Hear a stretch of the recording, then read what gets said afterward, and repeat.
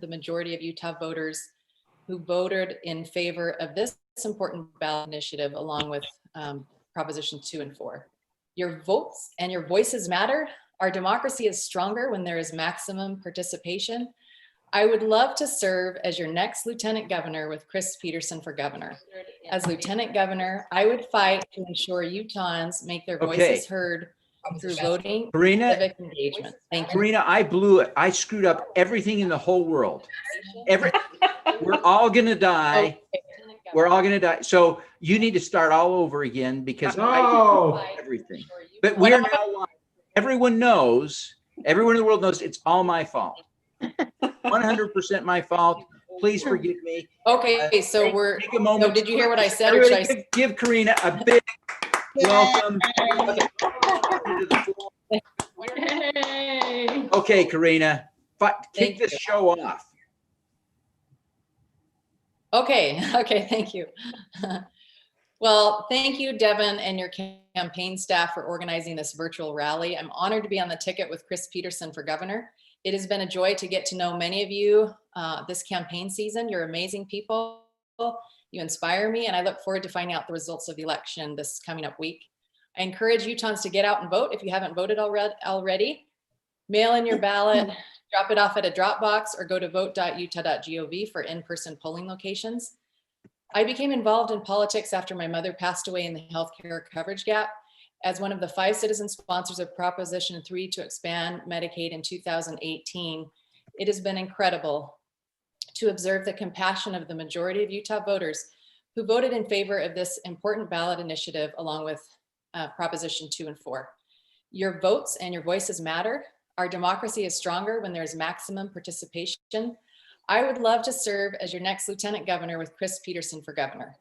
As lieutenant governor, I would fight to ensure Utahns make their voices heard through voting and civic engagement. Thank you.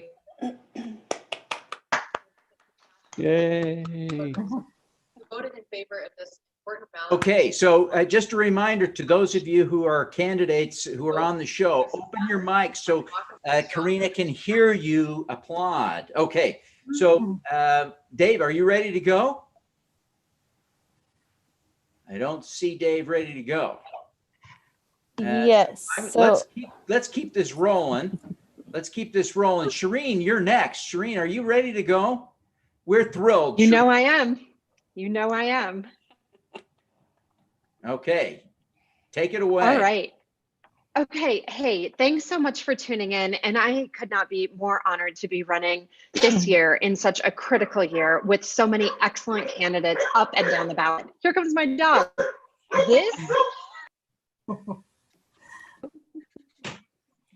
This is exactly what we're talking about. Families at home trying to make it work, dealing with interruptions from dogs and kids all day long because we have a failed response to COVID-19 in this state.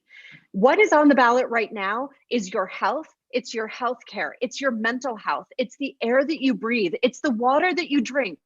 It's the ability to earn a living wage. It is everything, top to bottom. Yes. So I need you to understand, when you are going to vote this year, what you are voting for is exactly this. Do you want a prolonged situation where your dog and cat are jumping into your screens when you are trying to host a rally? Or do you want reasonable response that prioritizes the public health crisis that we are currently in? That is what is on the ballot this year. I am asking you to go out and vote. Honestly, top to bottom, we have excellent Democrats running at all levels in this election. So please join me in your support of every single one of these candidates. If you're lucky enough to see their names on your ballot, please cast your vote for a Democrat this year. And I want to add one other piece to that. Here's what it means for our state legislative candidates. And I know others will talk about this too. But if you were upset watching the state legislature overturn Medicaid expansion, or they didn't overturn it, but they certainly altered it. If you were upset by that, if you were upset by the way that the state legislature worked around the edges and changed things around your vote to expand medical marijuana, if you were upset watching the back and forth and the eventual compromises around anti-gerrymandering, You just wait until they draw districts where Democrats get drawn right out of their seats. You will be on fire mad.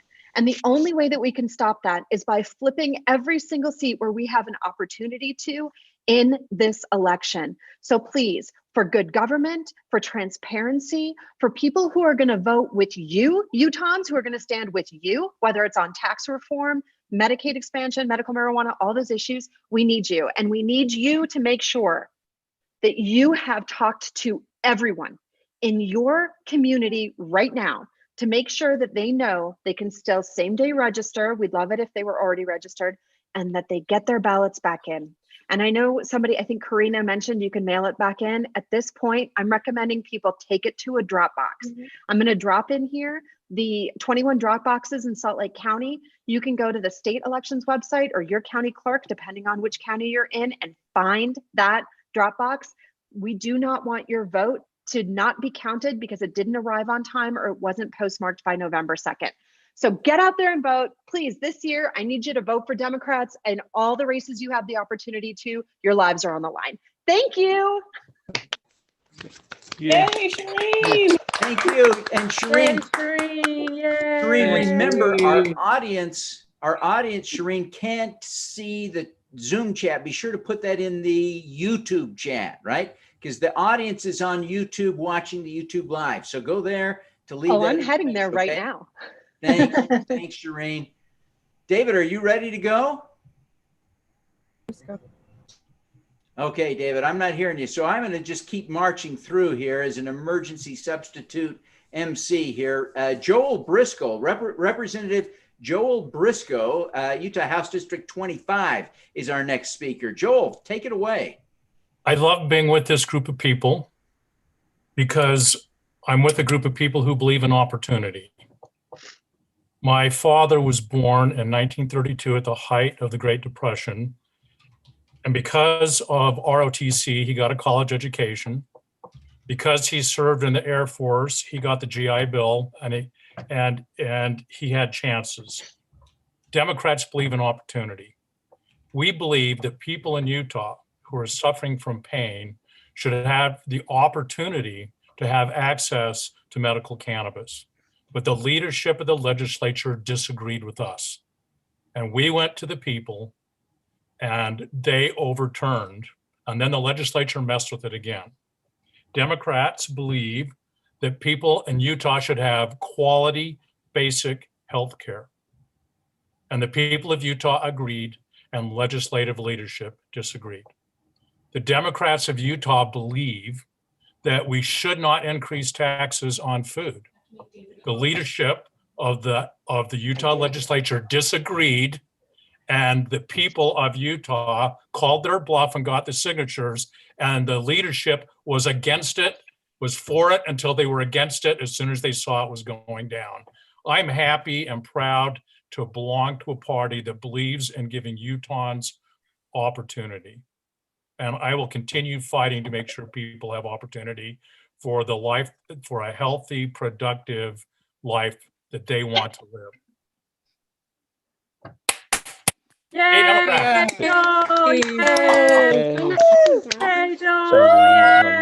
Yay! Great job, Representative Briscoe. Our esteemed Representative Patrice Arendt is up next. She is the representative for Utah House District 36. A seat we hope will soon be held by Doug Owens. Patrice, go ahead. Thank you so much, Devin, and thank you so much for organizing this. You have done you've had an incredible campaign that's helped people all the way up and down the ticket. For those of you who don't know me, I'm Patrice Arendt, and I've served in the Utah legislature for many years. I was first elected before some of you were born in 1996. I look at the candidates that we have on the ballot this year. It is the best group ever. They care about making a difference and will make a difference in people's lives on important issues such as improving education, improving healthcare, cleaning up our air, protecting public lands, and so much more. And I look at Chris Peterson and think, what are we now known for internationally? And that is the incredible video about civility that he did with his opponent. That's what we want Utah to be known for civility. I want to thank Chris And I want to thank Greg Scortis and all, of course, current running with Chris. I want to thank Kel Weston and Darren and Devin and Ben and all of the candidates running for county office and legislative offices, because we are so well represented this year as Democrats with good, reasonable candidates. For those of you who are listening to this, I'm sure you probably already voted, but you need to contact your friends and your neighbors and the kids of your neighbors to make sure everyone you know has voted. And if you have time, please volunteer for a campaign this weekend. There's nothing more important you could be doing. So thank you for joining us. Thank you, Devin, for organizing this event. And everyone, vote. Yay. Hey, Patrice. Patrice is amazing. Absolutely. Representative Patrice Aaron. Thank you very much, Patrice. Our next guest is Lucas Ramirez. He's running in a challenging district down in Utah County, House District 48. Lucas and I got together a couple of months ago, and what did you call it? Gray beards and stuff. Anyway, it was Beards and glasses. We're thrilled. What was it? Beards and what? Oh, beards and glasses. Beards and glasses. We have so much in common. Deep stuff. Lucas, take it away. Well, I think I'm going to keep mine. Unlike Brian, I think he should bring his back. It was a good look, but either way, I'm happy for this opportunity. My name is Lucas Ramirez. I'm a nurse practitioner living down here in Orem, running for House District 48, as was said. It's parts of Linden, Orem, and Provo. Not a lot of Democrats down here. This is the first time that our district has had a Democrat on the ticket in the last 10 years or so. It's the first time that that the incumbent has been challenged well, I should say he's been challenged one out of the last 4 elections. And so we just need to understand that our political process works best when we use the process that we have currently. And so I've been so pleased at the reactions that I'm having down here from Utah County, from obviously friends and family, but individuals in the community that are ready for a change. They're ready for a choice in November. And I think we're all pleased to see some things change. We have a great state. We have great communities, but I think there are individuals in our communities that are not being represented. Their voices aren't being heard. Utah is more diverse than I think people realize, but you do have to look just a touch, and if once you start looking, we realize that we have a lot of individuals out there that need support and need to be not only to have their voices out, but we need to listen to those voices. As a nurse practitioner, I've spent my whole career serving people, and I'd love to take that that service that I've just defines me in my career, and I'd love to take that to Capitol Hill, and I hope people are willing to give me that chance. I will say, if there are people down here in Utah County that thinks that Democrats can't be elected, they're wrong. Regardless of the election results in a week, I'm going to let everybody know I'm running again in 2 years, and we're going to make this happen. Yay. Now that's great news. That's great. Oh, news. Lucas. Never say die. Never say die. Way to go, Lucas. But you never say die to a nurse practitioner. That's not our vocabulary. That's right. We don't do that. That's right. Excellent. Galen Benyon is running in the seat, Utah House District 46, currently held by Marie Polson, Representative Marie Polson. Galen, we're thrilled to have you. Galen has probably done more campaigning with me than just about anybody, and I'm thrilled to introduce her. Galen, take it away. Thank you. It's great to see all of you, be with you. I have a question for you. What do you enjoy doing in your free time? Myself, I love to hike. I love to hike and bike and read, but I also enjoy going to lectures at the U, where I hear about inequities in environmental inequities, clean air initiatives, water concerns, and public land law. I find these issues fascinating. And also for the last 7 years, I've been attending interim sessions of our legislature and leading meetings for Women's State Legislative Council. where we hear both sides of important bills. And these bills that pass in our legislature, they impact our daily lives. And because I care about people, I care about these bills. And through the years, I've been able to watch the legislation and our legislators, and I've seen heroic bravery on both sides of the aisle from our legislators, but I've also had a peek at the arrogance and insensitivity that are sadly emboldened by a supermajority of one party. And being an active, this is my granddaughter here. Being an active citizen, I saw in 2019 that tax reform be slid in at the end of a session. And I saw citizens grab a hold of that and push back so that it did not pass during the session. And I attended town halls and then testified in the final hearing against that tax reform. Our citizens deserve better. We should not have to fight for propositions that our legislators aren't bringing up on their own. We shouldn't have to fight against tax reforms that are regressive, that hurt our citizens that are with lower income. So I'm here because I care about my neighbors. You can trust me as your representative because I am one of you, a concerned citizen who wants to learn and know more and who cares about my neighbors. In this time of unprecedented challenge and divisiveness, we need leaders who will listen to subject experts and lead boldly with compassion. I am that leader. Your vote for me is a vote to forge bridges of understanding as we move together focused on our economy, education, our environment, and our health together. Thank you. Oh. We have quiet dogs at our house. Thank you very much. We are thrilled. Now, candidates, don't forget your job there. But let's see, who's next? This is fun. Galen, it's been a joy campaigning with you throughout the year, and I'm thrilled to be doing it here in the final days. We are ready for Fatima Deary, who is a candidate for U.S. House District 33. Fatima, go ahead. Thank you very much, Devin. Thank you, everyone. It's a pleasure being on this virtual event with all of you guys. It's been quite an incredible journey for me.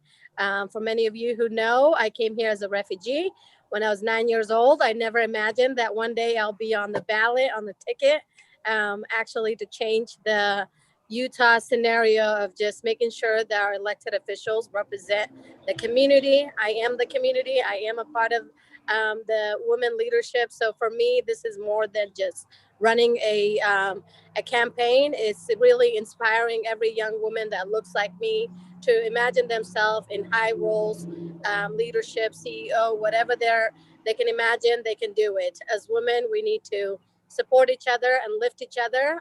That's all I'm about. My campaign has been incredible. I've had an amazing team on my team. A lot of incredible volunteers. People in West Valley are excited. They're excited to see change. And I'm ready to be that change for my community and for everyone in the state of Utah. So again, I am really inspired by many of the incredible women that are on this year's running race, as well as the incredible women that have paved the way for Utah. In general, Utah is a welcoming community. We have a lot that we need to do. The game is not over yet, but I want to give a shout out to every individual that has inspired me to see me out there and be, myself, be my authentic self. I don't need to transform. I don't need to be anything other than myself. And because I'm by myself, I can come out there and change the leadership, change the landscape for our community. And I'm just looking forward to after the election, for all of us to continue this work for our community. We need to fight for social justice, for equity, for more quality education, where we have a lot that we need to do. The pandemic has been incredibly painful for a lot of our communities of color. I am just recovering from COVID myself, so I can tell you it's not been that easy. And so let's all do whatever we can to lift our communities and shine bright. We can do this together. It takes a village to do this work, so we're in it for the long run. Thank you all. Hey, Fatima. Yeah. Hang in there, Fatima. Boy, what an inspiring message. What a great leader. What a great example. Thank you so much, Fatima. Really appreciate you being with us. I'm excited at this point to share a video. And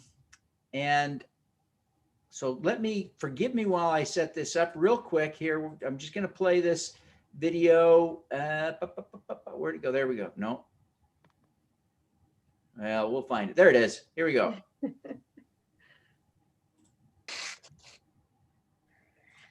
Hi, my name is Brianna and I'm an elementary school computer science teacher. Voting is important to me because I want to see a better future for my students. I see success, I see prosperity for every American in our future. However, voting the right officials in is crucial to getting there, and we need every single person's vote, mine and yours, to get us there. So make sure you return your ballots. That was Brianna. We're thrilled. Thank you very much, everybody. Thank you, Brianna. Appreciate that. Okay. We've got 30 amazing candidates coming up. Of course, later on in the program, we'll have gubernatorial candidate Chris Peterson. There is a lot to look forward to. We're moving along right through the agenda. We're right on schedule here.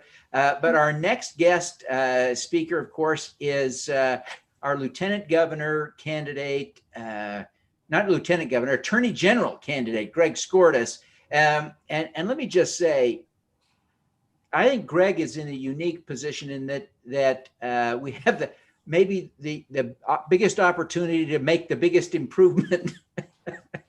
Sorry.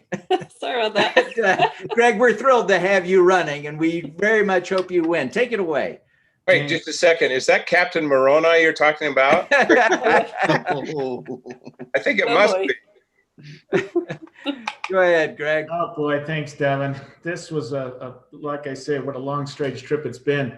I think a lot of us, and I'll harken back to what Joel said earlier, that I think we recognize as Democrats that the super majority of Republicans in this state has for too long had such power and had such a control over what we do that our voters have had to go to the ballot box, that the people have had to go to the ballot box on no less than 3 important ballot initiatives to tell the legislature to do what the populace wants them to do. And those are 3 democratic ideals, if you think about it: medical cannabis, redistricting, and of all things, expanded Medicaid. We are in the worst medical crisis that I've known in my lifetime.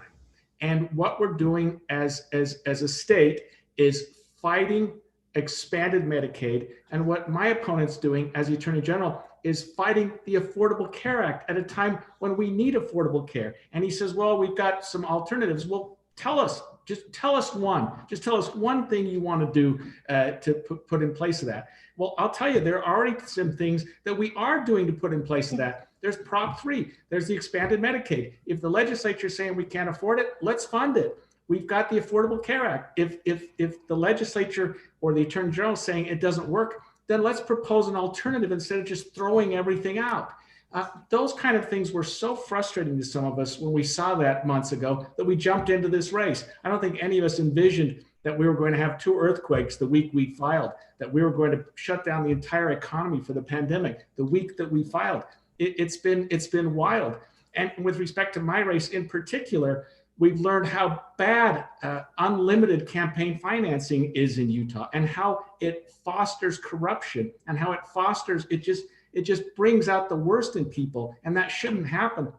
And maybe some people even on this call may not like the idea that we need to reel in campaign contributions. We need to reel in what we're doing, because as I look at what's happened, especially in the Attorney General's office, and especially over the last 20 years, it has just been fraught with with contributions from individuals that should be investigated. It's been fraught with contributions from individuals that are being investigated by other agencies. And that's just wrong. That's just absolutely wrong. And that has to stop now. And to the extent that we've brought that to the public's attention, any of us as Democrats, win or lose Tuesday, we've brought things to the public's attention that they wanted to hear. And I think more and more Utahns are thinking whether they want to check that D on Tuesday instead of the R that they've checked for years and years and years. They're thinking about it now. I mean, Chris Peterson and Karina, my word, what a brilliant couple. I mean, what a fun group of people to talk to and listen to. And Devin with such energy, and Kale. I mean,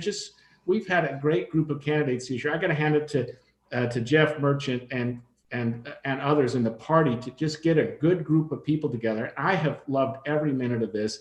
Well, that's not true. It's been painful.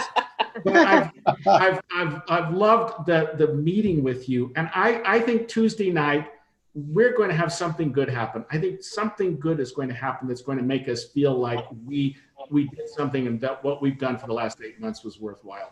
So thank you, Dems. Thank you so much. Was the debate fun, Greg? Was the debate fun? I tell you, it's so obvious why Greg would be such a great attorney general. Just an impressive, wonderful guy. I'm so thrilled to get to know him this year. Our next speaker will be Wendy Garvin, who is a candidate for the Utah House in District 41. Wendy, welcome. Thank you so much. I'm so just thrilled to be in this group. I look at the group that the Utah Democrats have put forward this year, and I see a tremendous group of amazingly strong women and powerful candidates who have amazing voices. And I just think, how can Utah not vote for this slate of phenomenal candidates?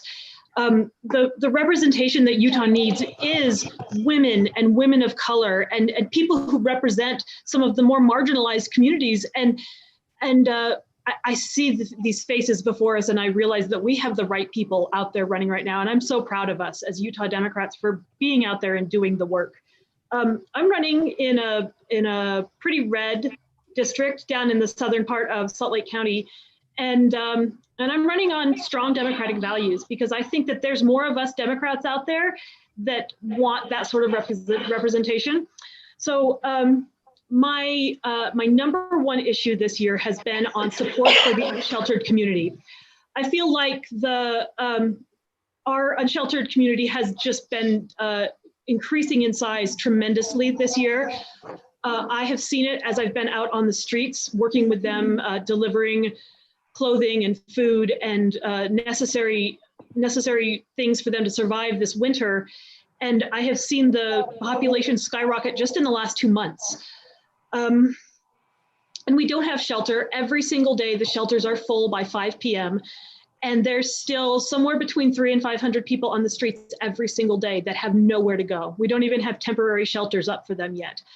And so that is, to me, a crisis in our state that we must address. And it is the most important issue that I have before me, is to help with housing, with immediate shelter needs, and with a long-term plan to keep the problem from ever getting this serious again.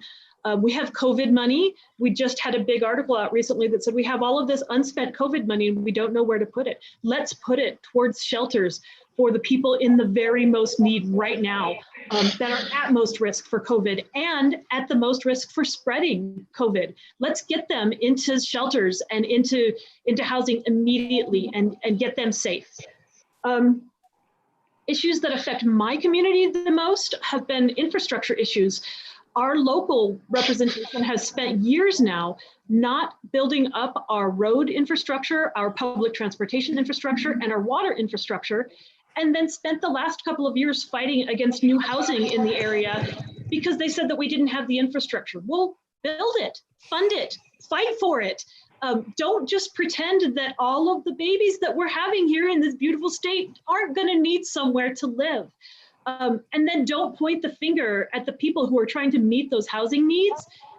by saying that we don't have the infrastructure when it was the local representation here in my area that didn't build and fund that infrastructure. So I will be fighting for infrastructure needs down here in the south part of the valley for the housing that we so desperately need to meet the crisis of housing and the needs of the unsheltered in this area. I already talked about representation from strong women, and boy, all I can say is I'm in good company, but I will be that voice and I will not back down. I will be there fighting for us, and we need more voices like that in the House. And then lastly, an issue that affects all of us, we have seen our air quality deteriorate. And when we talk to people in the legislature, they say, but our numbers, our particulate numbers are so much better, but we're out there, we're breathing that air. And we also know that studies have been halted time after time after time. So shout out to Luz Escamilla, who got the very first study done in the legislature in 20 years because lobbyists had been killing those studies for years. So now we're finally going to know what our air quality really looks like, but we know we need to do something about it. So I will be fighting against the inland port. I will be working for ways for us to build our economy in safer, more environmentally friendly ways. And I will be working towards a better, more healthy environment for all of us here in Utah. Thank you so much for your time. And I'm just so honored to be among this amazing group. Yay, Thank you Wendy. very much. Yay, Great. You're going to be great. Thank you. Yeah. Okay, our next speaker, Wendy, thank you so much. Our next speaker is House Minority Leader Brian King, who's running for re-election this year. Brian, take it away. I appreciate this opportunity to be with you guys today. This is a great activity. And it's unfortunate, of course, that we have to do this virtually, but that's where we're at today, isn't it? Sadly. And one of the things, of course, that I think is striking is the degree to which we in this country have failed miserably at containing this virus. And some people say, well, there's really no alternative, you know, we're gonna get it, it's a contagious thing. Yeah, really? Well, compare us to just about every other developed country in the world and see how our performance measures up. And the answer, of course, is alarming. And it's a terrible performance that we've had in this country. And it's quite honestly a very poor performance that we've had here in the state of Utah. I don't know how many of you saw the numbers today. Did you see the positive infection rates today? Yeah. Significantly higher than we've had on any other day to this point. We're headed in the wrong direction. Why? Well, I think it's because we have government leaders, both at the federal and the state levels, who really don't believe in, aren't committed to what we can accomplish if we work together, what we can accomplish when we look out for each other, as opposed to having our own self-interest and selfish desires take first and foremost, be at the front stage of everything. You know, we've seen a lot of appeals from President Trump about why we should vote for him and why it's necessary for him to lead the country, and way more often than they should be. They're based on selfishness, or they're based on a desire to divide. They're based on differences in skin color or on differences in socioeconomic things. But we as Democrats believe in what can be accomplished by working together. And we are committed to helping inspire in each other confidence rather than fear, and courage rather than cowardice. So we need to elect people with the courage to do the right thing for the right reasons, to serve others. One concept that Donald Trump and too many of our Republican elected officials don't really have a commitment to, oftentimes don't even have a clue about, is service, the need to serve others. But that's what we're at our core is all about as elected officials. And that's what motivates each of us who are running for office and who have held office in the past. We know we have to commit ourselves to serving our constituents, and sometimes at great sacrifice of our own time and energy, but service is what this is all about. And instead, we get too many elected officials, starting, of course, with the leader of our country, who are people whose first priority is to look after their own self-interest. We reject that perspective. It's hard sometimes to balance the need to be pragmatic with being idealistic, and it's challenging, but we have to keep solidly tethered to our first principles as Democrats, which are caring for each other, ensuring that we protect the vulnerable, lifting up marginalized communities, preserving and enhancing our environment, and on and on and on. There are so many ways in which we as Democrats, more accurately than our colleagues across the aisle, Republicans, reflect the values and the priorities of Utah. I'm very, very confident that we're going to have a good election next Tuesday for Democrats in Utah. And it's because we do a better job than our Republicans are doing these days in reflecting the things that Utahns want, taking care of each other and making sure that we advance our state in a really progressive, positive direction in the future. So let's get out and vote on Tuesday. Let's make sure everybody else does that too. Yay! Thank you. Okay. Well, I'm thrilled. I think we've got the technology set up finally. David has fixed all of my mistakes, and I think David's ready to roll. Sounds like it.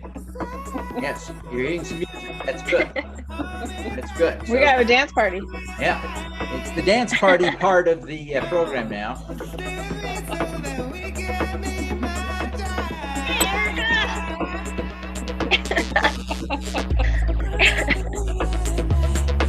I'll lead the dance party. I'm gonna take a message from the vigil the other night. Be unapologetically you. Oh, I am.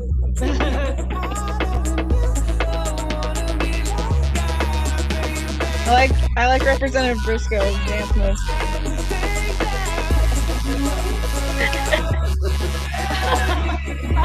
Fatima dances better than me, even though she has. Go Briscoe.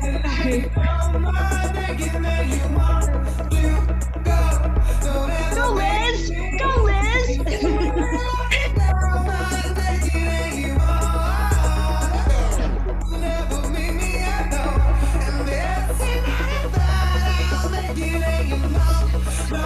Get her, Fatima! That's Fatima!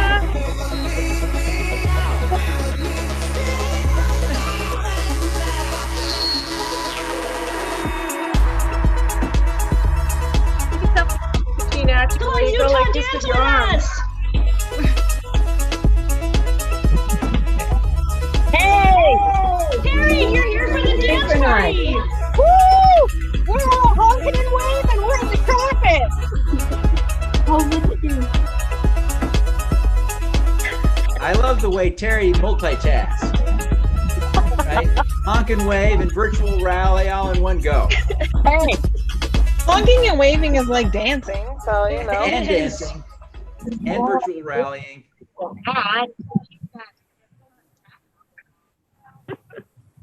Woo! Thanks, David. So, David, do you want to announce the next speaker, or shall I? Tell him he should. Okay, Devin, you should announce the next speaker. Okay, I'll announce the next speaker. Thank you, David, very much. So Ashley Matthews is going to be our next speaker. Thank you, Brian. Ashley is running for House District 38. Ashley, take it away. Awesome. I bet. It's called Bluetah. Mute me. First of all, thank you, Devin, for putting this together, because this is awesome. And I mean, like they said, I wish that I was in a room with you guys. I'm a big hugger, so the second social distancing goes out the window, I am just gonna hug the crap out of all of you, because this is, anyway, I thrive off this stuff. So, like Devin said, my name is Ashley Matthews, and I am running to represent the very, very working class district out here in Kearns, which is House District 38. I am running because my district needs to have a representative that's more reflective of this community. We are a district full of working parents and essential workers, and we need a representative that knows our struggles and can speak to those and fight for our issues.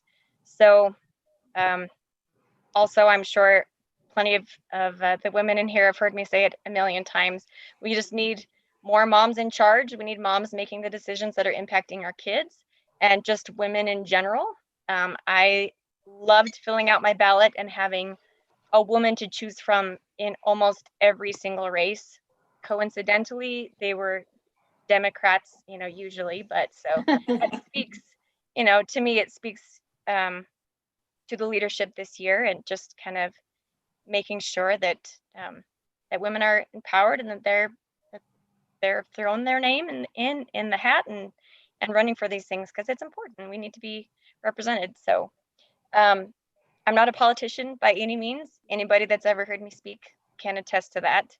Running for office isn't anything that I ever imagined that I was going to do, but I kind of feel like that it's my obligation to make sure that for my community's sake, things just don't kind of go back to normal, because normal wasn't really working for all of us. So I channeled my inner Leslie Knope, and I just decided to go for it and put my name down, and here I am. So I'm just trying to use my experience working in the construction industry for the last 10 years. You know, I know what it's like working in a very male dominated space, and just having to, you know, make your voice heard, and you know, making sure that your needs are being met, and your the issues that you bring to the table are being addressed.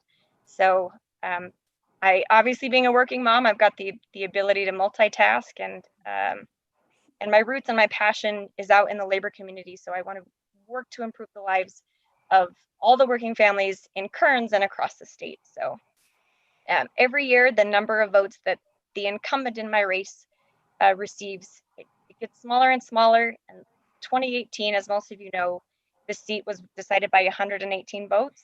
So that tells me the community is ready for a change. They're ready for a change in representation.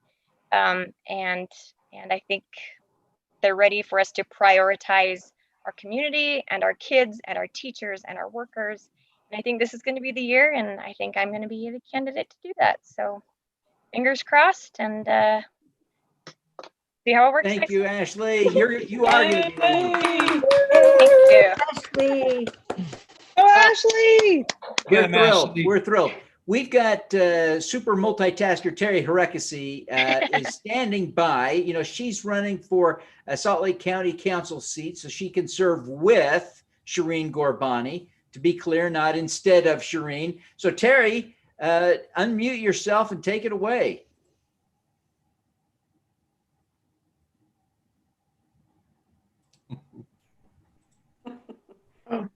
Terry, can you hear us, Terry? I'm not sure she knows we're calling on her. Terry, it's your turn, Terry. Hey! There you go. Is it my turn? It's your turn, Terry. Yes. Oh, okay. Well, here we are. Finally tying up this campaign. This campaign started on, and I should have known better, on Friday the 13th is the day I filled out my paperwork to run. And I sat next to Luz Escamillas, and the next day the state shut down and she came down with COVID. And it has been an adventure ever since. We are one of the very few campaigns that had to go into a primary. And so we hit the ground running and ran an amazing primary, finally finished our primary in June, and have then kept campaigning up until, I mean, here we are in traffic at this very moment today. We have knocked on and talked to around 10,000 people in the district over between the primary and the general election. We've never stopped. The reason I chose to run in the very beginning was I lost my father in February to emphysema, and the air was just kicking him around the block. And I said, it is time that we start taking this problem seriously, and we need to start making changes rather than making excuses that we live in a bowl and there's nothing we can do. And so that was one of the main reasons that I jumped into the race. And then, of course, other things came on my radar. My children are struggling to find housing in Salt Lake County, which is ridiculously priced. And through COVID, it has even shot up even more. So those are just a couple of things. We're very engaged with the voters. As I said, we haven't stopped. We were in the Tribune today on our earnings. We fundraised our opponent 6-1. And that just really surprises me with all the clout of the Republican Party here that their candidates don't do any better. But, you know, I look at that as another reason to vote for someone that can put together an amazing campaign, knows how to hire people, knows how to go out and ask a hard ask. It's not easy fundraising. So, you know what? We're going to go all in. Everybody vote. This is open school for in-person voting. Got to vote by 7. Get your ballots in. And let's turn the state blue. Yay. Terry, thank you so much. Terry, thanks for, I'm impressed with your multitasking. I saw your event. I thought, there's no way Terry will join us, and here you are. So thank you very, very much. Enjoy your honkin' wave. Okay, bye-bye, everybody. Mwah, mwah, mwah. Okay, I probably should stop shouting. Please forgive me for shouting. I just wanted to make sure Terry could hear me out there on the streets. Our next speaker is going to be a pair of speakers. We'll let them coordinate their time together, but Scott Howell, who is the official Utah surrogate for Joe Biden here in Utah, and Danielle Decker, who is on the Joe Biden campaign staff running the efforts in the Midwest, are joining us, and we're thrilled to have them both. Scott and Danielle, welcome. We're thrilled to have you. Thank you so much, Devin. It's my honor to be here. I really, really appreciate the opportunity. And I apologize I'm not on video. I've told many of you the reason why. I was in a really horrible car accident a couple weeks ago, and my face is still pretty banged up. So I am off video for a few more days when my face finishes healing up. So appreciate you understanding. I would love to be on video if I could. We understand. So thank you for having us. I want to start by, many of you have heard me speak before, and I ask candidates all the time, what's the most important thing in a campaign? And it's a 3-letter word. And I'm wondering if Ashley remembers, but that word is something that I'm going to share with you today. And it's ASK. Ask is the most important word in a campaign. Ask for someone to put up a lawn sign. Ask for someone for a donation. Ask for someone to assist you on calling. Ask. And people want to be asked, and they want to be asked by good people like all of you. This is the most amazing group of individuals that I think in my many years of politics I've ever seen assembled. You truly are people of high standard. You represent the very best. And Devin, I don't think I've met a better talented individual with leadership skills than yourself, and you reflect this whole group here. You know, I got to know Joe 30 years ago. When I first got elected, I was a victim of gerrymandering. I didn't even know what the word meant until they gerrymandered me out of my seat after 2 years. And the Republicans put me in a very Republican area against an ecclesiastical leader who'd been in office a long time. And I'll never forget Rex Black coming in and saying, Scott, end your pity patty party and get your ass out there and go win this. And he said, ask for the vote, ask for the donations. And today I will tell you that each and every one of you are so talented. And please know right now, you're winners, no matter what happens. You know, the right person at the right time to be the next president of the United States is Joe Biden. He's incredibly talented. He's a forward thinker, and he'll follow in the footsteps of Franklin Roosevelt, John Kennedy, Jimmy Carter, Bill Clinton, Barack Obama, and others. Let me tell you just 5, 6, 7 really quick reasons why he's the best for right now. Biden, Joe, our friend, will unite the country. He will be the president for all Americans. And he'll work as hard on our behalf of those who don't vote for him as those who do. Joe Biden will also choose a different way of COVID-19 and to get it under control. He'll believe in science. Amazing. He'll believe in science, and he'll listen to his own people. Third, Biden will move this nation forward in a practical, meaningful, and widespread healthcare system by building on the successes that he's already put in place, not by throwing out what the Republicans want to do, but by working together and develop an even better Affordable Care Act.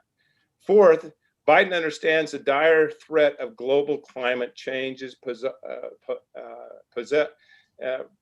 for our community. And it was fun to hear, it was interesting to hear Terry talk about why she's running. It's time that we let science take over on keeping our world clean and healthy. Fifth, Biden knows the nation cannot survive, let alone thrive, without making the middle class stronger economically, stronger politically. Sixth, Joe Biden will not simply talk about the nation's crumbling infrastructure, he'll do something about it. Last, Joe Biden will send Congress an immigration bill that we can all work on and be proud of. Now, to all of you, I would say one thing. You'll go down in the history of the great state of Utah when your grandkids look in there and they go, my grandma, my grandpa did this. You're candidates out of 3 million people. You took the plunge. You got in there and you ran. You are disciples of democracy. Thank you for being a great disciple. Disciples of democracy. I won't forget that anytime soon, Scott. Thank you. That should be a tagline. Well, I won't try to follow that, but if anyone has any questions about the national campaign, about the final 4 days, I'm happy to answer questions. I see that there's about 25 folks in Utah signed up for our special Utah for Joe and Kamala event tomorrow, and 12 folks signed up for Sunday. So a huge thank you. We are going to win this on Tuesday. Yes, we are. Yes, we are. Danielle, thank you so much for taking time out of your busy schedule to join us. We're thrilled to have you. Thank you. Thank you so much. We're going to take a quick dance break. David, lead us in a little bit of dance music. We all know this is my favorite time.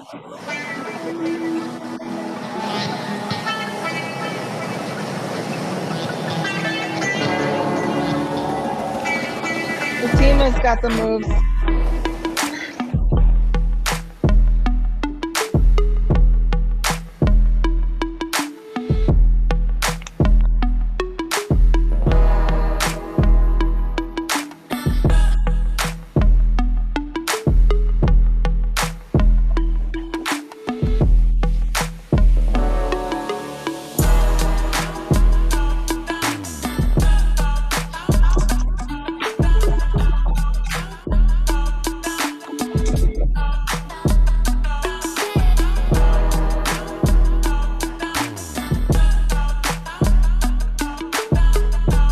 Seen any moves yet, Chris? Come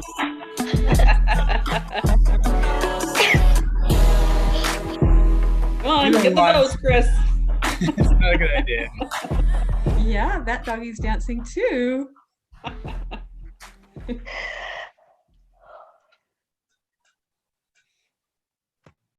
Lost Devin. Uh-oh. Oh no. I think he, Might have just been so embarrassed of our dance moves. He's like, bye. That is This is definitely your it. meeting now. We're taking over, Devin. We're taking over. You better get back in control. Mayhem. It's mayhem. Rowdy Oh my gosh. What mayhem. I drink too much Diet Coke. That's what happened, right? Oh, we thought you fell off your chair or was dancing really. Let's be clear. I have to dance down the hall for a minute. So are we ready to continue? I think there was a revolt because I didn't continue. So it must be time. We've got the video from Nate coming up. Oh, the video from Nate. Angela, thank you for reminding me to play the video from Nate. I have the video from Nate ready to go here momentarily. Hang on. Nate. Yeah, where's the Nate video? Come on, Nate. Oh, crumb. Okay. Sorry.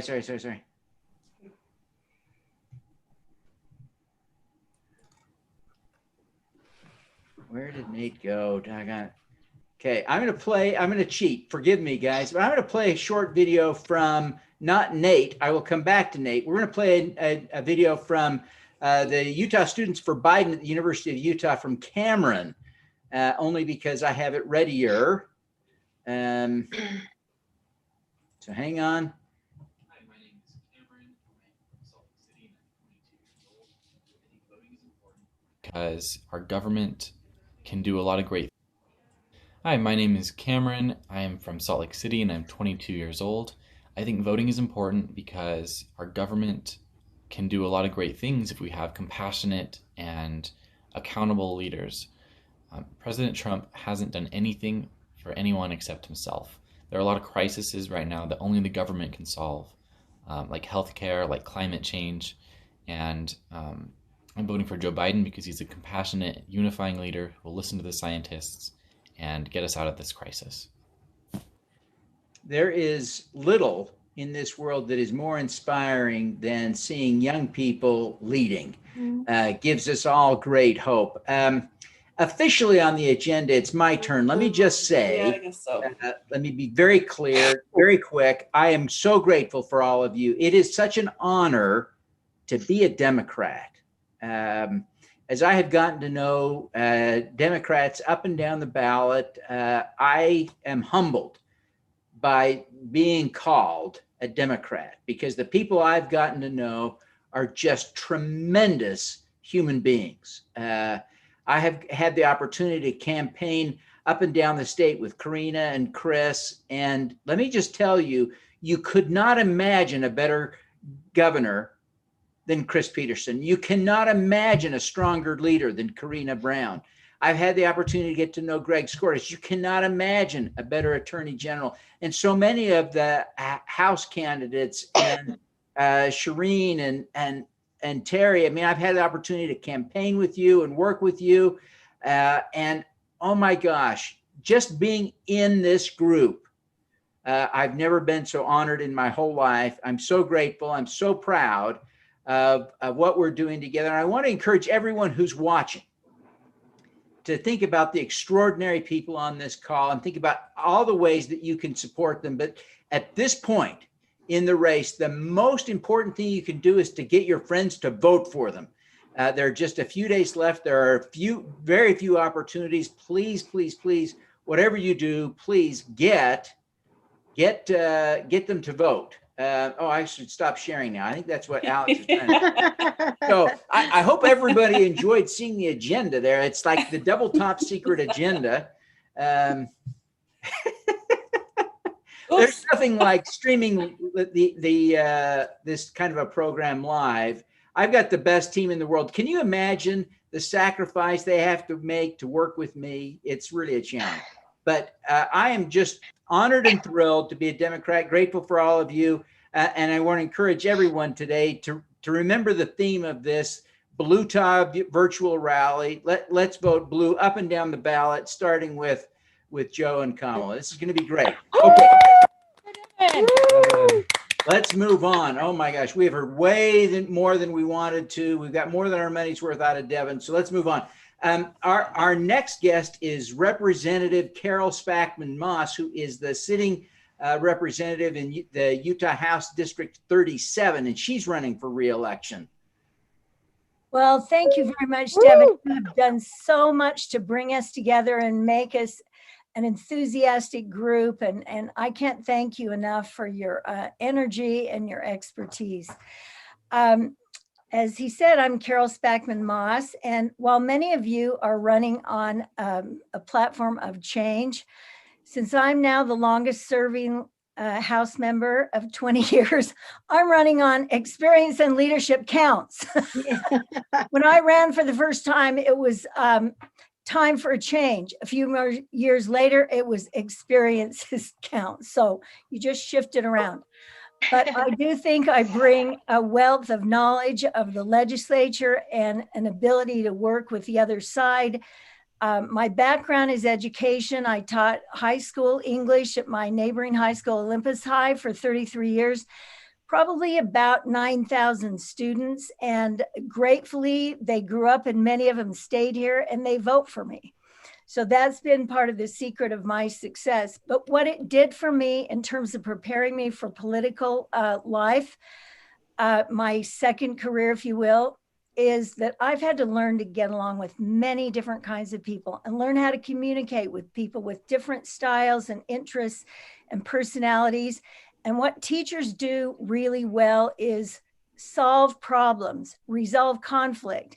That's what I've brought to the legislature, and it's really been successful, and it's helped me to be successful. Don't anyone let you say that don't let them try to convince you Democrats can't get things done, because we can, and we have. While we may be the minority party, we represent the people. We look like the people, the majority of the people. We have more women in our caucus than all of the Republicans, both the Senate and Democratic caucuses. We have the only minority members in the legislature. And I'd like to continue my work in education. Senator Reeby and I have teamed up on some important legislation. We're going to work to get more medical specialists and nurses in the schools. This is the time we really need them. I'm going to continue my work with the opioid epidemic, naloxone, making it available to everyone. Addiction and recovery has become a big, mental health treatments become a big part of my work, and prison and jail reform. So thank you again. And I just about hit it, just about right, didn't I? Yay, great job. Representative Moss, you're the best. Thank you so, so much. Boy, I tell you, it is such an honor to know all these great people, and I hope all of you who are watching get a sense of this. Our next guest is Jessica O'Leary. I was campaigning with Jessica in Moab last night. She's running for Utah House District 70, which stretches from Moab all the way over to Richfield. Explain that one. Jessica, welcome. Thank you. Hi, I am Jessica O'Leary, and my district does Moab, so it's not even all of Moab, up along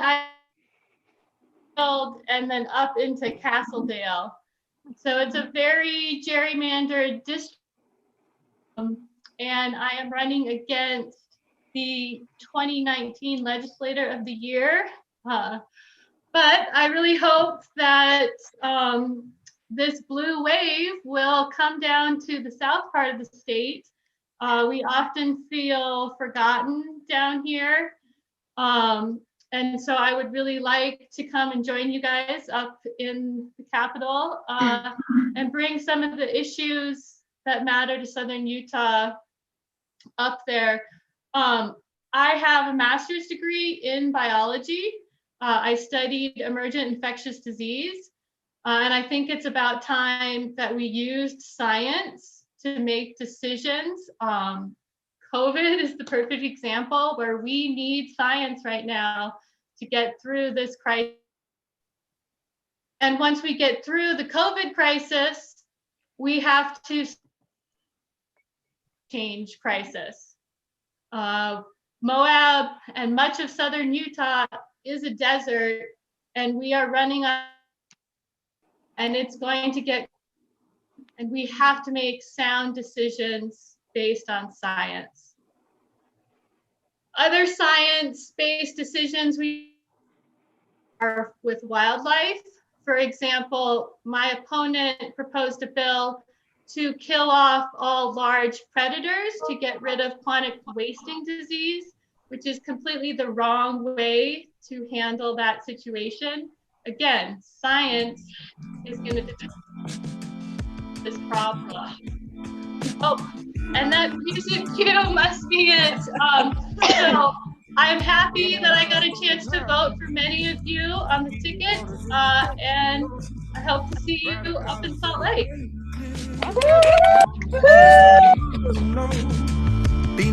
Oh, thank you. Jessica, it was so fun campaigning with you last night. You're going to be a great member of the Utah House of Representatives, and it's a thrill to have you on the show. Thank you so much for joining us today. Our next guest is Jennifer Frescas, who is running for the job of Salt Lake County Assessor. And she was on my show earlier this year, and it's just great to have a candidate like Jennifer who's so passionate about the very specific, skilled, and important work that she's taking on. So Jennifer, welcome. Thank you. Thank you so much for putting up this platform for all of us to be here, see each other, get excited. Of course, my race is one of the most exciting and sexy races there is, right? I mean, who doesn't love the assessor race? Yeah, it's all about the assessor race. Yeah, so Most people have no idea who the assessor is. He is Kevin Jacobs. He is retiring. It is an open seat. I have been in the assessor's office for over 12 and a half years. And I spent that 12 and a half years telling myself it was going to get better. Our department would get better. Things would change. They would start to listen to the employees. And about a year ago, it hit me. It wasn't going to get better. It's not going to get better unless I get out there and I run and I make it better. It's not going to get better. So most people that I meet have no idea what the assessor does. I'm going to put a link out on YouTube so that you can see a video that kind of tells you what we do in a very small nutshell. But the big thing for me is I'm passionate. I'm passionate about our office, about getting the values right, because it means we spread the tax burden equitably so that people like myself who are working and have families aren't lifting more burden than we need to. I am a commercial appraiser, so I understand commercial valuation. I have a certified general appraiser license. So it's important to me that especially the multi-million, $100 million buildings are getting valued correctly, and that our employees are well trained enough to hold those values so that people like myself, yourselves, are not holding that tax burden because we lowered it when we shouldn't have. So that's important to me. It's also important that employees start to get listened to, that we have an assessor that will advocate for our employees, and an assessor who will come out to the public and say, here's who I am, here's what we do, and here's how we can help you if we got it wrong. Because we're not perfect. We're going to get it wrong. There's 330,000 plus parcels in the county and only about 100 employees. So we're not perfect. We're not going to get it right every time. And I want people to understand how we can help fix that. So I'm not a typical politician. Ashley stole most of my lines. I love her, so it's okay. But I'm passionate and it's time for change. And I am the fresh perspective that we need. Thank you all. Jennifer, that's great. Hey, when you're speaking, introduce yourself. Start by introducing your social media tag so people can tweet, Facebook, and Instagram you. That was a request that just came in from one of our viewers. So that's great. So I think it's a great suggestion, Say. So thank you very much for making it.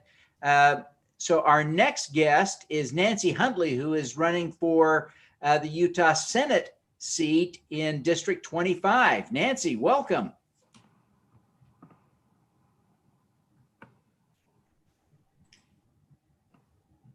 We have Nancy is muted. Welcome to 2020. That's the new tagline. I know. We're That's on mute. I spent my whole life on Zoom. You would think I would remember to turn it on. So I'm Nancy Huntley, and I'm your candidate for Senate District 25 in Northern Cache and all of Rich counties. My Twitter tag and Facebook, I think, is Nancy UT Senate 25. Try it and see if it works, or just Google me and you'll find it. So I am running to have a more balanced, constructive government and political system, and to work for strong, healthy communities. I have a bachelor's degree in biology and a PhD in ecology, and I've been a college professor for more than 30 years. So I'm a teacher and I'm a scientist, and I would bring those backgrounds to the legislature where I think they would be useful. I grew up in a rural area of Michigan in places a whole lot like Cache and Rich counties. I've had leadership positions, and right now I'm the director of an interdisciplinary center. I've managed large, complicated budgets that require prioritizing and balancing interests, and I know how to be fair in allocating things and be frank and open about what's done and why. As a scientist and a teacher, I know how to find good information. I can work well with people, I can get things done, and I know how to listen to and learn from people. I have experience working together in complicated groups that find solutions that everyone can agree to and live with to difficult and contentious problems. So these things are very like what I would expect to do as a senator. So why should you vote for me? Because I'm well qualified. I love Utah. I work hard. I listen to and care about people. I believe in finding common ground and working together. And I'll be a strong, inclusive voice for Northern Utah. So my ask is vote for Nancy Huntley for Utah Senate 25. Woo! Nancy. Thank you, Nancy. Thank you so much. Nancy. Yay, Thank teacher. you. And for you candidates who've already had a turn, you may want to go to the YouTube chat and be sure to put in the comments your social media handles and links so that the folks who are watching can connect with you if you've already been on. Because obviously this is going to be so popular. People will watch this for years just in your 2 minutes of fame. So our next on the agenda is A break. a break. Dance break. We've got it's a dance break. It's a dance break. So let's have a little bit of dance break mayhem. Under the water. Don't mind if I do. Down, floating on nothing. I'm nothing. Arms are wide open. I'm calling out your name. Sitting and waiting. I'm waiting. You were right. I know I can't get enough of you.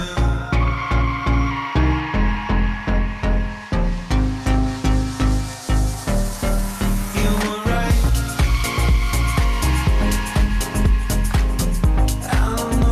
Come on, everybody dance. It can't be worse than Trump. All right. Like maybe we need to implement some more dance parties with the legislature. I don't know. That may be the one thing I can do worse than Donald Trump. Senator Reeby's over there just being really stoic. Come on, Reeby. There you go. There we go. There we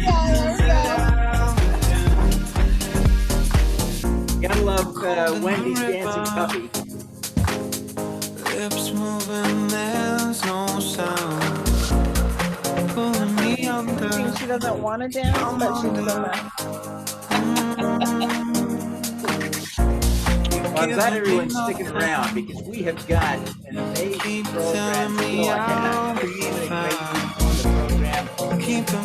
Senator Reedy, including Representative Elizabeth Wade, including Jeff Merchant, the Democratic Party, including gubernatorial candidate Chris Peterson. So don't anybody leave.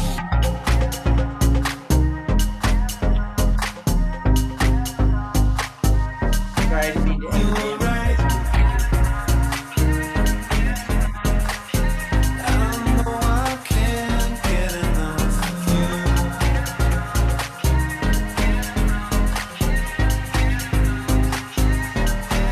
There you go, Kathleen. I like it. Go. There we go. Come on, Ashley. Even Elaine has some moves. Put your head a little. Yeah, come on, Ashley. You can dance. If you got kids, I know you can move and groove it. Oh, cute puppy. We need to see more dogs. Katie wanted to make an appearance. All righty. Well, I am ready to share another video.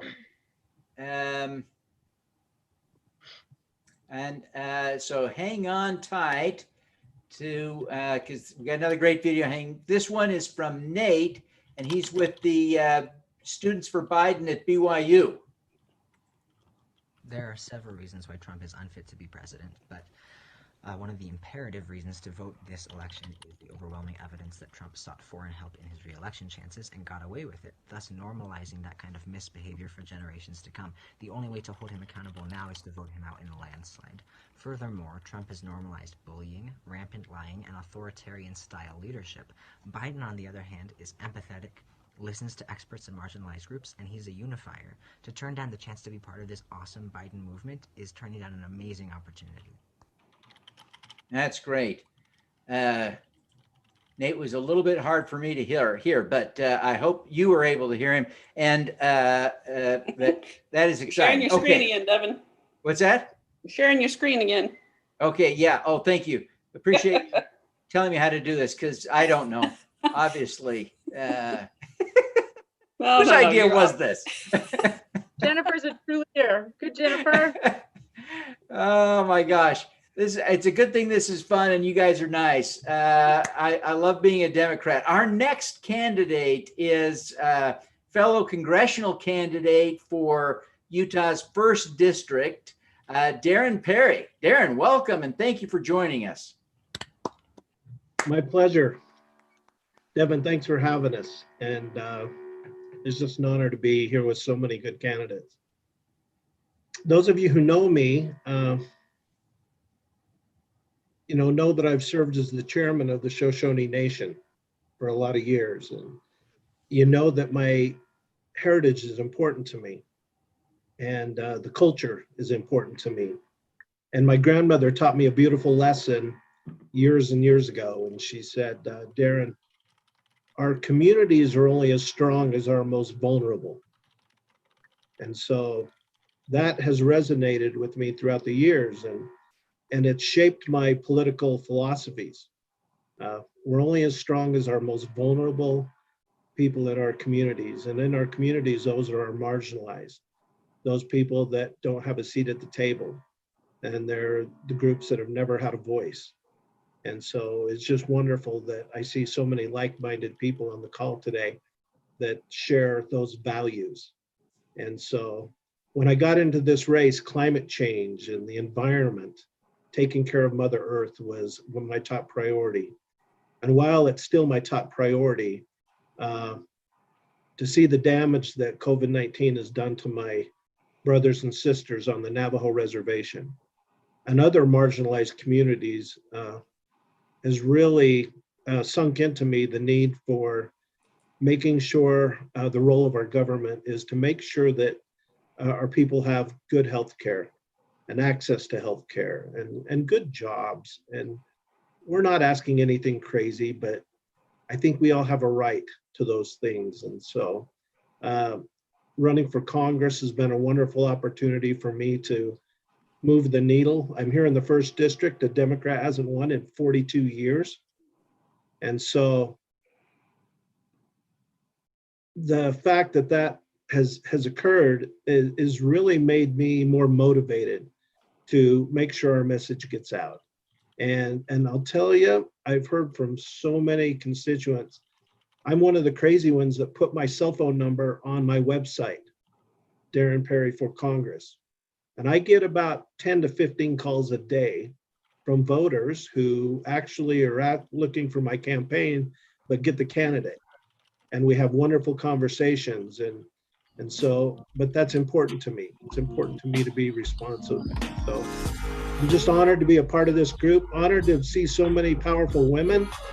The Shoshone culture is a matriarchal society. Our women were our leaders. And it's an honor to be in the conversation with all of you. So good luck to all of you on Tuesday. Thank you so much, Darren. Thank you very much. We are excited now to have our candidate for Utah House District 52 with us, Catherine Bluetah. Catherine, take it away.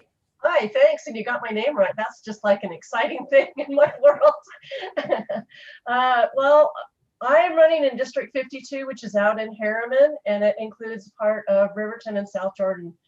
And I want to say that when I started this, I knew that this is a heavily Republican district, but I felt compelled to run.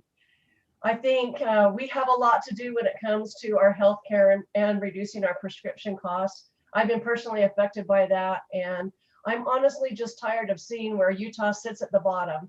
We sit at the bottom when it comes to mental health. We are the 5th or 6th, depending on how you want to count the state in our suicide rates in the nation. We are the lowest in our putting our classrooms, dollars into our classrooms, and we need to reduce our class sizes. We talk about air quality and we talk about managing our growth. And in this part of the valley, if you live out here, it's a 30-minute commute to get from Bangor out to where I live. And I think someone needs to talk about that. We need to talk about what is important to our districts and what is important to the state. And as a part of COVID, we're going to have to work on providing people with opportunities to go back to work. Our unemployment rate is It is what it is, as Trump would say, and we've got to work on it. And we've got to tackle budget and taxes. I'm tired of not being listened to, and we need to reduce the food tax to zero, and we need to remove Social Security income from taxation. And my background is tax, and if you think if someone knows about taxation and you want someone to represent you in the legislature, I have that background, and I can do that for this district. My website is www.boutaz2020.com. And I think we've got a great set of candidates here. And I know that my son voted for Darren, and I know that I voted and my husband voted for many Democratic candidates that we have here. So go Dems. We need to win this, and we're going to do great on Tuesday. Thank you so much. Yay! That is fantastic. Catherine Boutte, thank you so much. We now get to hear from Jennifer Lee, who is running for Utah County Clerk Auditor. That doesn't sound right. She's not running for Utah County. It's Wasatch County. Wasatch County Clerk Auditor. My notes were wrong. It's not the first thing or the last thing I screwed up today. Jennifer, welcome. Thank you. I'm really excited to be here with all of you at this event today, and I'm really honored to be among a group of really great candidates. The clerk auditor is another one of those fun administrative jobs that nobody really knows what they do. But one of the most important roles of the county clerk is to oversee the election process. And that's one of the things that actually drew me to run for this position, because Wasatch County is one of the fastest growing counties across the nation, actually. And as a fifth generation member of the community, I've seen a lot of change happen, and we're really struggling with some growing pains. And I've noticed that throughout the voting process and even just the day-to-day operations of our county government, there's not always clear and transparent communication with the public, and it needlessly creates some confrontation and bad feelings between both the elected officials and the citizens. And so I've spent my career being working on a high quality team in both real estate and nonprofit worlds, and I've developed a really strong set of skills that I am excited to bring to this position, because I think it's really important that the clerk not only just does the job, but has an eye to advocacy to make sure that we're doing everything possible to make it easy for people to vote. Sometimes there's just little subtle things that get in the way, and I think that communication is always a big key part of that. So I'm excited to run, and I know that I have the right skills to make this job more than just a job, but an advocacy for our citizens. And my social media and my website is Elect Jennifer Lee. We're loving your background, Jennifer. Me too. Some strong women. Yes, very strong women. Jennifer, we're thrilled that you're here and grateful that you're running. Thank you so, so much. Our next guest is a candidate for Utah House District number 4, Mary De Silva. Mary, welcome. Hi, Devin. Thank you so much for having all of us come on. This is really very interesting to hear how everyone's doing in all of the different races. And so, yes, I'm Mary De Silva. I'm running for House District 4, which is up in Logan. It's mostly the city of Logan. And I was born and raised here. I'm a registered nurse. Most of my career, I worked in public health. For 17 years of that, I did disease surveillance, and that's where you actually investigate outbreaks of communicable disease. So I spent a huge part of my career investigating outbreaks when they occurred in schools and nursing homes and restaurants and businesses and so on. And so I really know how you're supposed to attack an outbreak. I think I could be really useful in the legislature right now. I really hope I get elected so I can get up there to help support Dr. Angela Dunn as she's going through this very trying time. She's just doing a terrific job, and I think that it's really awful how people are, just resisting what she's saying and treating her personally about these things. And I think that we all need to support Dr. Dunn and so on. So anyway, I've worked with people who didn't have health insurance, whose life expectancy was cut short by their high blood pressure and untreated diabetes and so on, their teeth falling out of their mouth because they couldn't see a dentist. And so I really wanted to run because I was upset with them overturning the Proposition 3 to expand Medicaid. And of course, after I filed, that's when the COVID started coming on.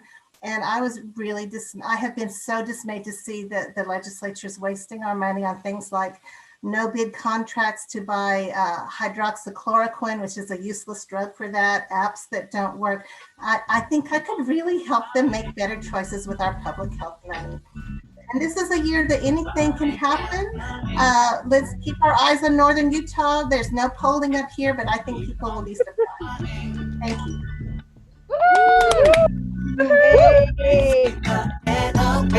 Great job, Mary. Thank you so much. Our next candidate is a candidate for Utah Senate District number 6, Erica Larson. Erica, welcome. Hello. I am here joined by my biggest fan and cutest puppy, Rue. She's helping me out and giving me lots of support. But for those of you who I haven't had the pleasure of meeting before, I'm a local attorney here in the Salt Lake Valley. And while I don't necessarily think that our legislature needs more lawyers in it, we do come with a set of experience. I spend every day working in the code, working with the very laws that our legislature passed. And with that, what I bring in addition to that is my youth and my generation and my experience. I'm probably one of the only candidates running this year that's south of 30. So I'm a little bit younger than your average candidate, but I think one reason I decided to run is because I looked at my legislature and I thought that doesn't represent what most of Utah looks like. The average age of Utah is around 30, 31, and the average age of the Utah legislature is 60, 61, and there's a big disparity there. So I think we need more young voices. Before I went to law school, I was a food server at the Cracker Barrel, and I also worked as a 911 police and emergency medical dispatcher. So I've had a lot of different varying experiences, both in the working class and then as an attorney, that I think can lend itself well to the legislature. My district also voted to pass all of the propositions, Props 2, 3, and 4. And then our own senator went in and voted to undo a lot of those measures that our district had voted for. And the final straw for me was that our senator actually was one of the senators that voted in favor of increasing the food tax. And my district spoke out very strongly against that. And with the rest of the state, we helped overturn that. But it really showed me that our senator, who's been in office since 1996, is really, it might be time for some change, and that he has left behind his understanding as to where our community's at and what our community needs. So with that, I decided to throw my own name in the hat and get some young voices out there. And so far, my community's been awesome to support me. And with everyone's help, we can make some real good lasting change in Utah. Erica! Also, I'll bring a dance party to the legislature. Yeah. Okay. Erica, thank you so much. Erica, you are great, and we're thrilled to have you. I think it's time for a little dance break. Please, let's bring it. Oh yes, yeah, oh, baby. I like it.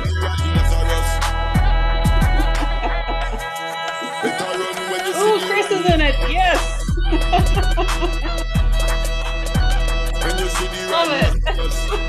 We're having a ladies dance party when all the COVID's over and we're all in Salt Lake. Yes, we are. Don't ever take the elephant ivory. I think the only one more uncomfortable with the dance part of this on my end is Jeff Merchant. I'm not sure, but I think. Come on, Jeff. Move your hand at least.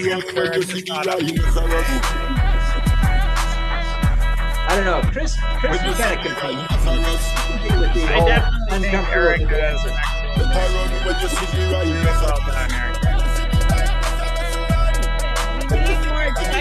Yeah, so, by the way, Dave, we have a request in the comments for a little Queen or Village people.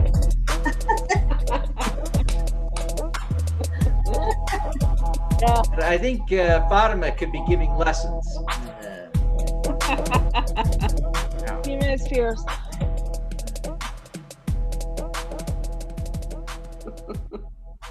All right. Should we get back to work here?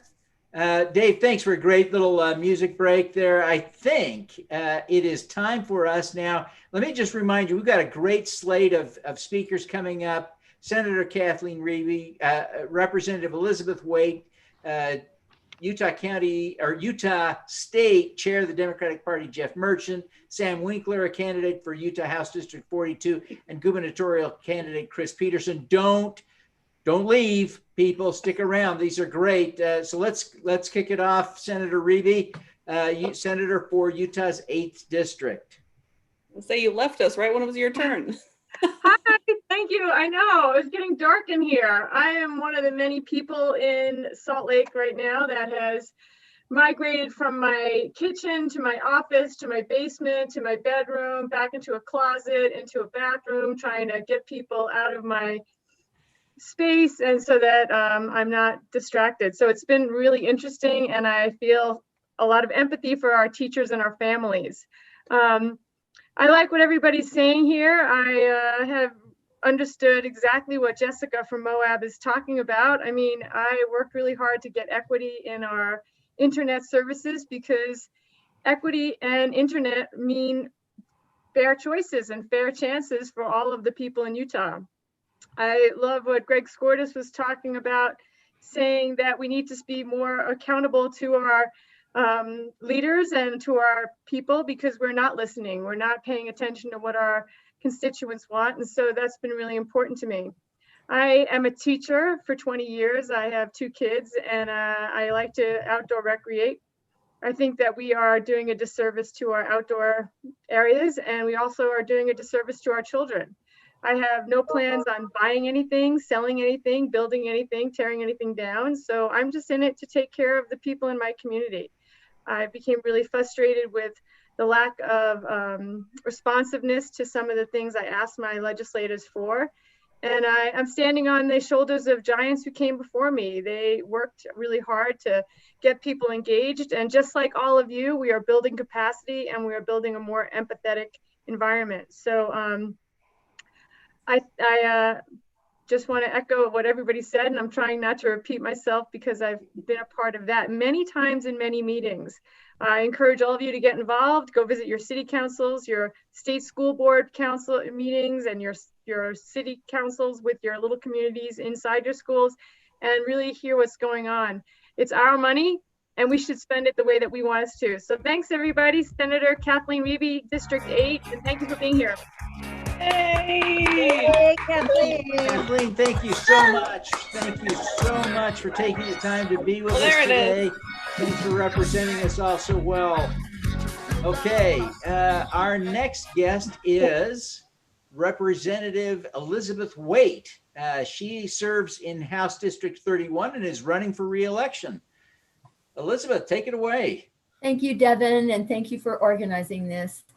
So one of the strengths and one of the exciting things about being a Democrat in Utah is seeing all of this diversity of age. I'm just looking at all of our ages, all of our variations of backgrounds, and all of our different strengths that combine to make us such a strong party. That going back to the background, I am 6th generation Utahn. I come from rural Utah, and I graduated from Utah State and have a graduate degree from the University of Utah. Then I taught for 32 years. And during that time, I was a member of two different labor unions. So I started out in the musicians union and was a professional musician for about that long. And then I joined the American Federation of Teachers. So I'm still a union leader as well as being in the state legislature. I'm really proud of the Democratic Party for representing people and communities so strongly and having that always at the core of our thinking, as well as really good democratic process in order to represent people. Over a third, 34% of my district is 18 years old and younger. So we are also the downwinder district from the inland port, from everything that happens on the Great Salt Lake. And I'm next door to the prison and down the road from the new airport. That's all going to impact, has already started to impact the people who live in my district, especially all those kids who are going to inherit the air quality and everything that we do or don't do. So I'm excited to work in and live in this district, represent this district. And this year, I am so excited and proud to be a Democrat. Thank you all for being such a wonderful team. Good job. Thank you, Elizabeth. Thank you. Thank you, Representative Waite. We're thrilled to have you. Thank you so much. Our next speaker, needs no introduction. He is the chair of the Utah Democratic Party, Jeff Merchant. Thank you very much, Devin. So first of all, let me just say I am totally impressed with this group of people, and I think I've gotten to know a number of you pretty well over the last year or so, and I'm just so pleased with how well Democrats in Utah are doing. I thought that I would take just a minute to give you a little bit of a breakdown of some of the things that we as Democrats have been able to do here in the state of Utah. In 2016, we attempted to contact voters directly 77,274 times. That's a lot of people that we tried to contact, but I want to compare that to the latest numbers I just got from Ingela Rehnquist, who's our political director. In 2020, we have so far made 2.2 million direct voter contacts. So the difference from 2016 to 2020 has been literally millions of contacts. Those contacts directly turn into votes. And so that work has been done not just by the Democratic Party, but by all of the people that are here today. I mean, we've made almost 400,000 phone calls alone. Over 1.3 million text messages. And a lot of that work has been not only because of the work that you've been doing, raising money, making phone calls, knocking on doors, doing all of that, but it's also been because as a party, we have worked really hard to restore trust in the members of our party as well as the public. So I'm really, really excited about the work that we've done in directly contacting people. The beauty of that is that at the beginning of this election cycle, the party invested $90,000 in updated voter information and data, which has not been perfect, as some people have told me, but certainly is better than what we had in 2018. And so I, for one, believe that this kind of work is directly going to turn into votes once we get to Tuesday. Look, we've had, 700,000 people already vote, probably more after today. So we're already exceeding what we saw in 2018. And I think that this is going to be a wave, a big wave for Utah. But here's the thing. I wanted to say this one last thing. Ruth Bader Ginsburg once said that real change, enduring change, happens one step at a time. I am not interested in a 2020 wave to be followed by a 2022 go back to the way that things were. I want to see this happen every single year until this state isn't purple, but this state is blue. It happened in Colorado. It happened in New Mexico. It's happening in Arizona. It's happening in Nevada. And it's going to happen here in Utah. And it's because of the work that people like you are doing. So thank you all so much. Get out there. We've only got a few days left. I know we're all getting tired, but we can do this. And I think that we're going to have a lot of days of celebration to come after next Tuesday. So thanks everybody for all your hard work. Thank you, Jeffrey. Thanks, Jeff. Thanks, Jeff. I'm really tempted to hijack the whole meeting. Thank you very much, Jeff. I'm really tempted to hijack the meeting just to talk about Sam's head, but I won't do it. Sam, we are thrilled to have you. Sam Winkler is running for the Utah House District Seat 42. He's a police officer, and we're thrilled to have him. Sam, take it away. Anyway, thank you. Sorry, it's been an interesting. It's an interesting campaign. You know, you go out to take some photos and a tree falls on your head. So it's been a great year. 2020 has been great. So yes, Sam Winkler running for the Utah House in 42, which is West Jordan, South Jordan, and a teeny tiny part of Harriman. And I get a lot of questions when I go to doors. And the first one is typically, what party are you? And I say, well, I'm a Democrat. And then, you know, you get those weird looks, but then we talk a little bit more, and then we learn that I'm a police officer. And then the next question is, how can you be a police officer and a Democrat? Don't the Democrats want to get rid of law enforcement? Well, no, we don't. We want to be better. And as a police officer, I know we can be better, and that's what we want. And change is inevitable, and change is how we grow, and change is how things get better. And if we don't make change, then we can't improve. We can't make our society better. We can't make our state better. And so that's what we want. And that's what we're looking for is just to become better, because people say all the time that I want this, but no one hears me. You're the only person that's ever come to my door and talked to me and asked me questions. Well, that's what people want. And we need to be there and remember that we're there for the people, and we're here to get the people the services that they need and make the state what it is that they want to be. So sometimes we need to make change, and change is scary, change is hard, but in the long run, change benefits all of us.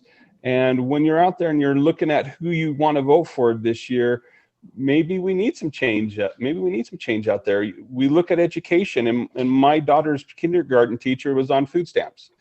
And we've had representation from the Republican Party for many years, and yet our students are still the bottom of the list. Our teachers don't make enough money to support their families. Our first responders, our public servants. So when you think about it, think about change, and that change is scary, but we need it, and hopefully you'll vote for Sam. Right. Vote now and vote for Sam. Thank you very much, Sam. We need more police officers in office. We are now. We have none right now. Chris Peterson. Oh my gosh, Chris Peterson. Thank you for waiting. It is such an honor to have you here with us. We were thrilled to open the day with Lieutenant Governor candidate Karina Brown. You have done a magnificent job, Chris, of selecting a running mate. We've been waiting for 90 minutes to hear you speak. Now is your time. Take it away. Well, no pressure, but thank you, Devin, so much for organizing this. And thank you to all the other candidates for coming together to try to find a safe way for us to get our message out. My great-great-grandfather led a wagon train to Utah in 1847. He went on to become public school superintendent, Speaker of the House, and chairman of Zions Bank. But I came from much, much more humble origins. I was raised by a single mom who is disabled in West Valley City on the west side of Salt Lake. I got my first job when I was about 10 years old, picking up trash at a strip mall along 3500 South. I went on and worked my way through college at at the University of Utah and eventually won a scholarship to go to law school. And I decided that I didn't want to make money after I graduated. I turned down job opportunities at fancy law firms and banks, and instead wanted to make the world a better place by lifting people up, by fighting for social change, and by mentoring people and taking care of one another. Eventually went back to Washington, D.C., and eventually became a law professor, where I've written books and studied and advocated to try to take care of the working people of our country and here our state at home. I worked in the Obama administration for the Consumer Financial Protection Bureau, trying to make sure our financial services are safe, and also the Department of Defense, taking care of our active duty military service members. I'm running for governor because I care about people so much. I care about whether or not they're sick from the coronavirus, whether or not their kids have good schools to go to, whether or not we have clean air to breathe, and whether or not we're doing everything to make sure people have access to affordable health care.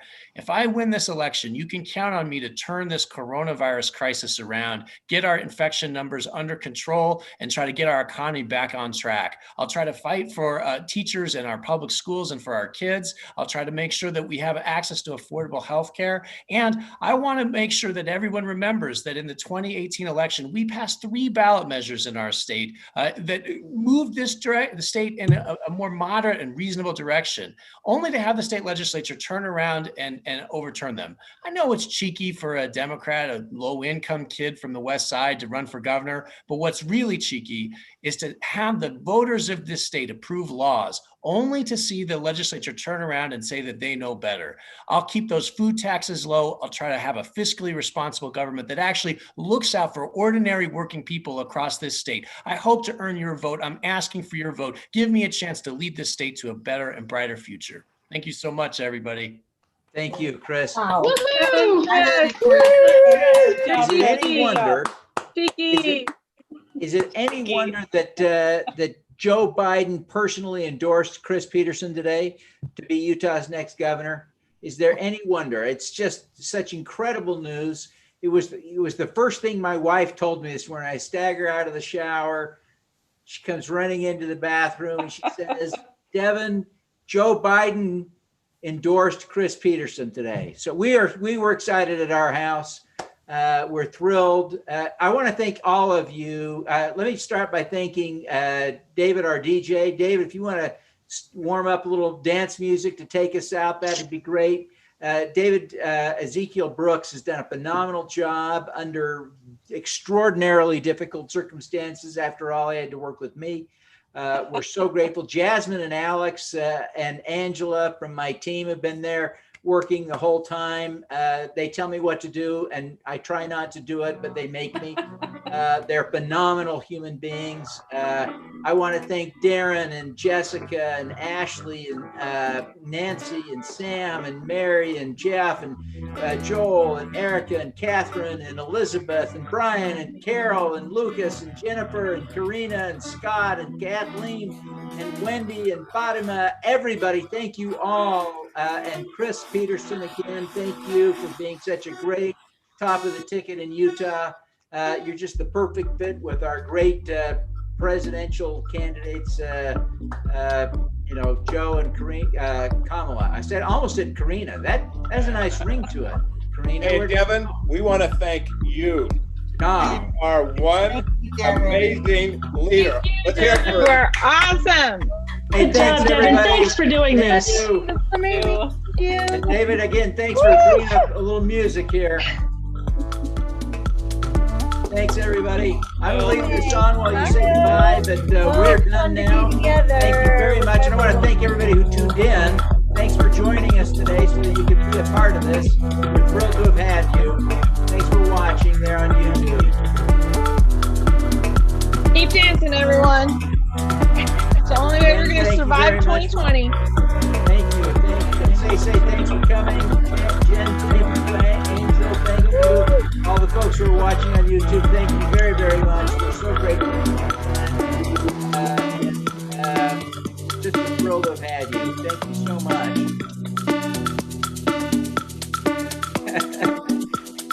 Thanks, everybody. Great. Thanks, David.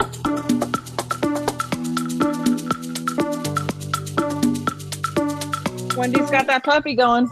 Yeah. No, that's why I'm still here. I'm just She's the star of the show. My puppy is eating a water bottle right now. This puppy is tired and wants to go to bed, so she's gonna go. I bet. She's been dancing for 90 minutes. She's the best. Actually, she's been swapped out several times. Oh, okay. Thank you, Devin. Thank you, guys. Everybody. Thanks, guys.